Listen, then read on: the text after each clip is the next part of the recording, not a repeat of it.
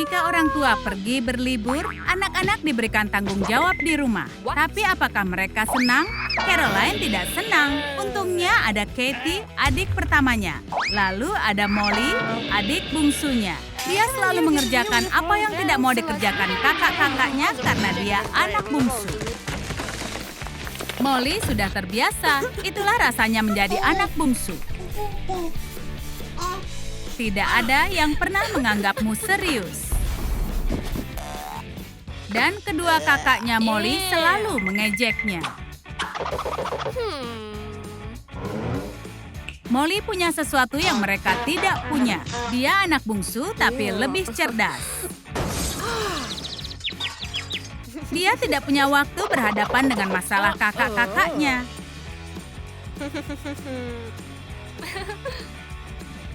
Selagi Molly sibuk belajar, Caroline hanya belajar tentang riasan wajah.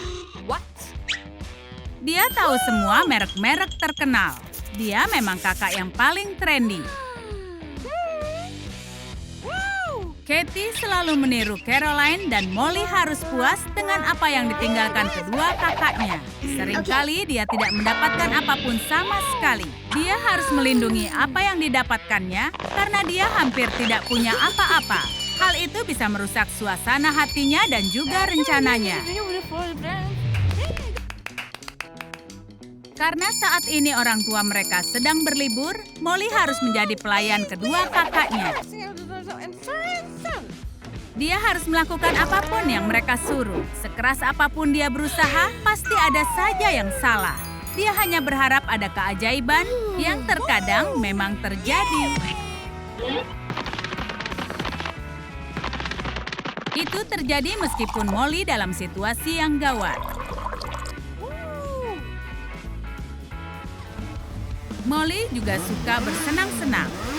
Dia ingin menjadi seorang pembalap.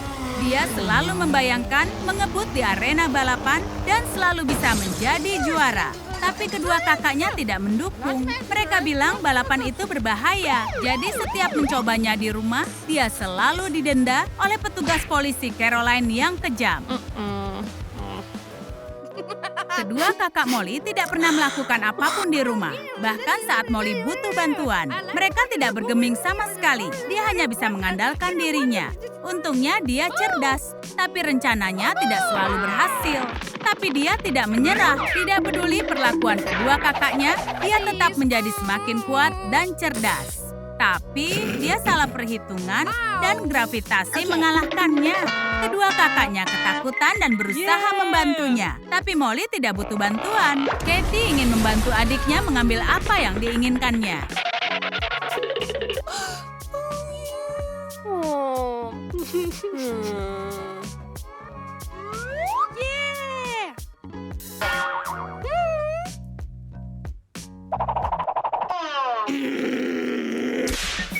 Molly memang pekerja keras, tidak seperti kedua kakaknya. Dia tidak mau mengecewakan orang tuanya, dan kadang saat sedang bersih-bersih, dia membuat kedua kakaknya marah. Suatu hari, dia membersihkan debu dan buku jatuh menimpa timbangan Katie. Kejutan besar sedang menunggunya. Ini bukanlah berat badanku.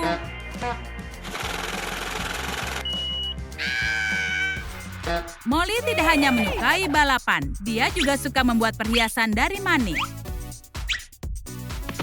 Itu cara beristirahat dari pekerjaan. Tapi belum lama beristirahat, kedua kakaknya selalu menyuruhnya bekerja.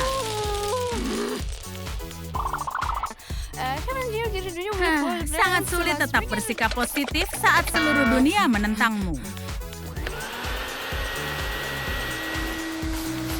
Tapi dalam setiap kesulitan ada artinya. Penyedot debu itu bisa membantu. Benda itu menyedot debu dan bisa membuat perhiasan.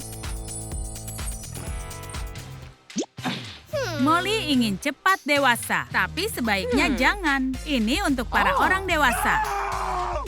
Tapi itu tidak menghentikannya dalam persiapan. Dan bagian dari persiapan adalah mainannya.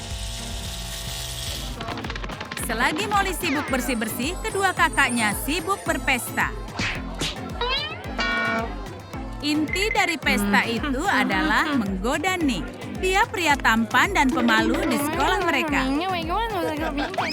Caroline dan Katie sangat tergila-gila padanya. Mereka bertengkar memperebutkan Nick, bahkan bertaruh siapa yang akan mendapatkan perhatian Nick.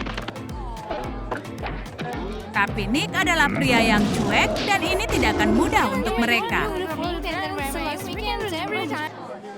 Caroline dan Katie mau melakukan apa saja untuk mendapatkan perhatian Nick. Saat Nick menemukan sebuah earphone, maka Caroline dan Katie ingin melakukan sesuatu yang curang.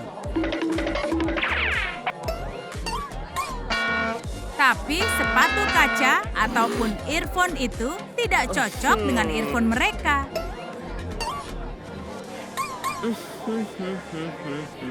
Nick curiga lalu meninggalkan mereka dan tidak sengaja bertemu dengan Cinderella sesungguhnya dari negeri earphone nirkabel.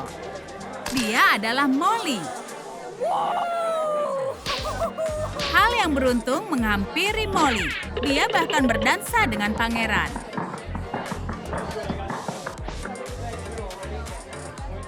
Tapi ketika malam sudah tiba, semua kesenangan harus berakhir. Tapi sekarang, Molly punya sebuah mimpi. Nick sudah memilihnya, meskipun dia hanya petugas bersih-bersih. Dia harus membersihkan sisa pesta. Keadaan ini tidak akan berlangsung lama.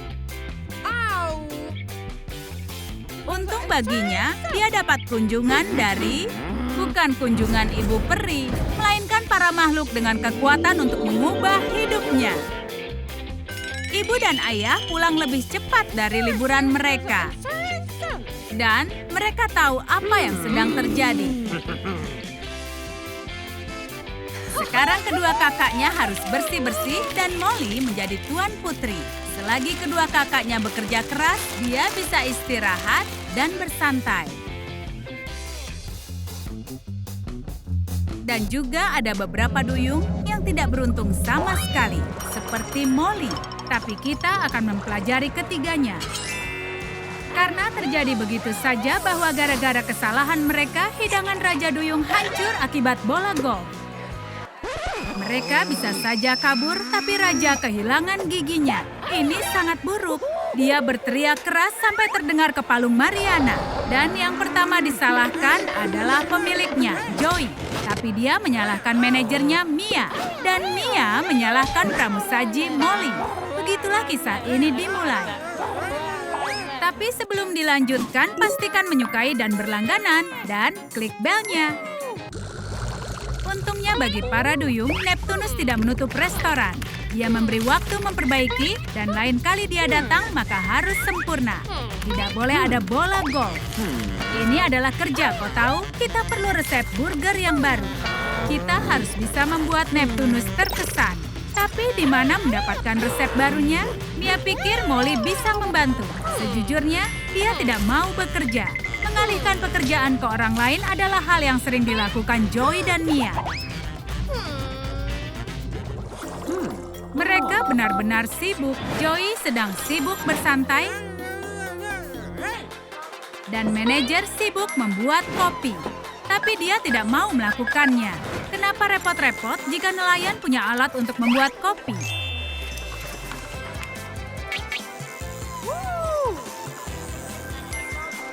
Yang Mia perlu lakukan berpura-pura dia yang membuatnya dan mendengarkan keluhan Joey bahwa kopinya dingin.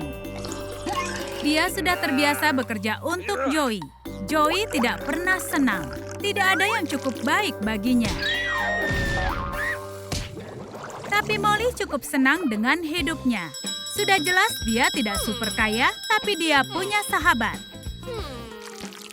Mereka membangunkan dan membawakan sandal. Tunggu, kenapa duyung memerlukan sandal? Para siput tidak selalu benar, tapi dia mencintai mereka. Hanya para moluska kecil ini yang dia miliki. Sementara Molly sibuk mempersiapkan, Joey sudah siap untuk Natal. Dia menemukan keping salju di kantornya. Tapi Mia harus mengingatkan bahwa di dasar laut tidak ada salju. Itu hanya umpan. Oh, Joey tidak menginginkan Natal kalau bukan Natal putih. Dia bahkan menyingkirkan topinya.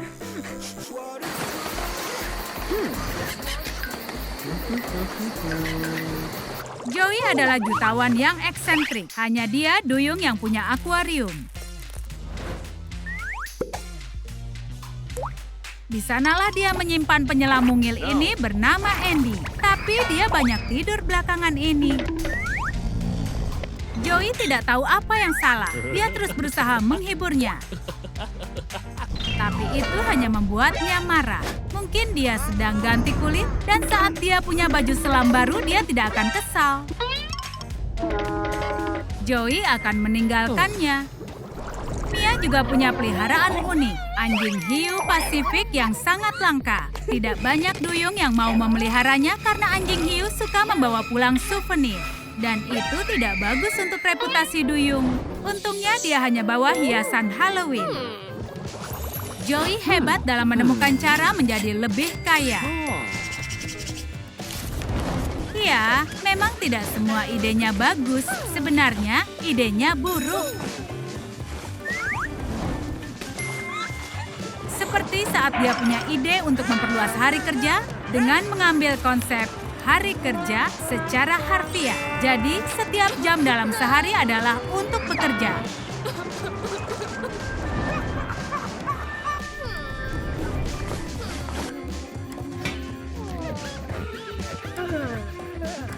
Molly yang malang harus bekerja bahkan dalam tidurnya.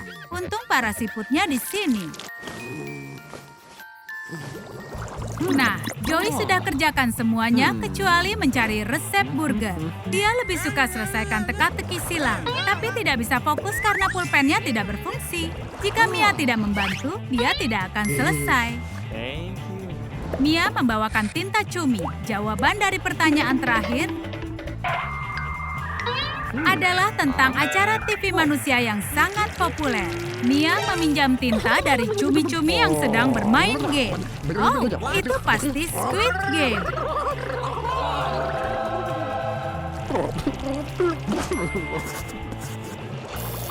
Saat ini tato sedang trendy di dunia bawah air. Joey tidak bisa melewatkan untuk menjadi trendy, jadi dia buat tato emas. Dia terbiasa mendapatkan yang terbaik.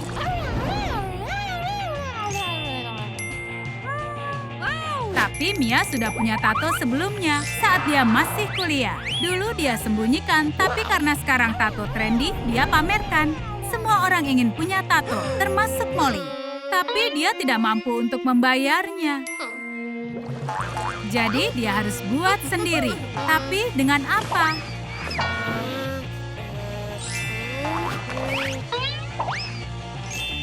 Yang dia punya hanyalah saus. Pakai sebagai tipuan.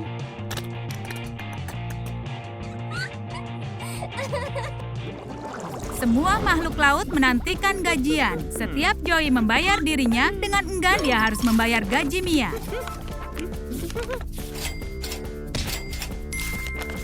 Dan Mia harus membagi gajinya dengan pekerjanya. Tapi dia tidak memberitahu berapa yang mereka dapatkan. Jadi, Molly hanya dibayar dengan permen. Apa Joey tahu kalau Mia mencuri dari para pekerjanya? Saat Joey bosan, dia suka mengejutkan dengan melakukan sidak. Ya, khususnya adalah Molly. Dapurnya kotor. Jika dia tidak bersihkan sekarang, dia akan didenda. Tapi itu bukan salah Molly bahwa titik hitam misterius masih di sini. Itu terus muncul. Semakin dibersihkan malah semakin besar. Joey tidak akan senang. Molly dalam bahaya akan dipecat. Tapi kemudian penyelam muncul. Dia tunjukkan pada duyung bahwa ini bukan kotoran, tapi minyak. Ada tambang tepat di bawah dapur. Duyung tidak butuh minyak, tapi manusia tergila-gila terhadap minyak. Mereka memakannya. Meskipun terakhir Neptunus datang berakhir dengan mengerikan, tapi restoran Joey masih sangat populer. Mungkin karena pelayanannya atau makanannya enak. Tapi sebenarnya itu semua karena suara ajaib Molly. Suaranya membuat pelanggan yang marah lupa segalanya. Sayangnya hanya dia yang punya suara seperti itu. Joey bisa memanfaatkan kekuatan itu. Tapi suaranya sama jeleknya seperti kepribadiannya. Orang gila ini malah mengambil uang tip Molly yang diperolehnya dengan susah payah. Selain semua kejahatan Joey, dia juga kecanduan judi. Itu membuatnya stres. Setiap kali dia kalah, dia marah-marah. Keberuntungan jelas tidak berpihak kepadanya.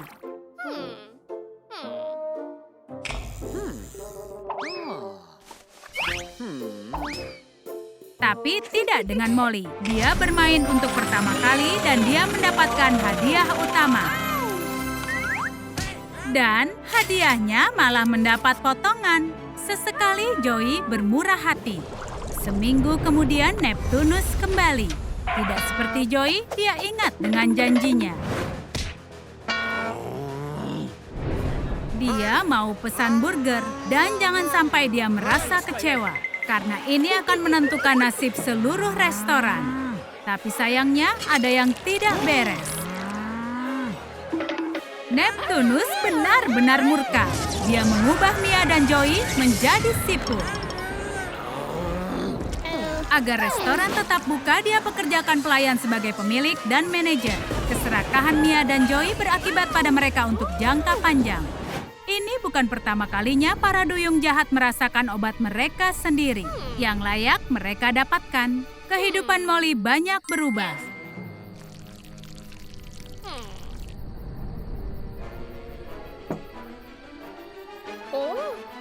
Dia tidak lagi miskin. Dia bisa ubah penampilannya dan dapatkan ekor baru. Semoga uang tidak sampai menguasainya seperti yang terjadi pada Mia dan Joey.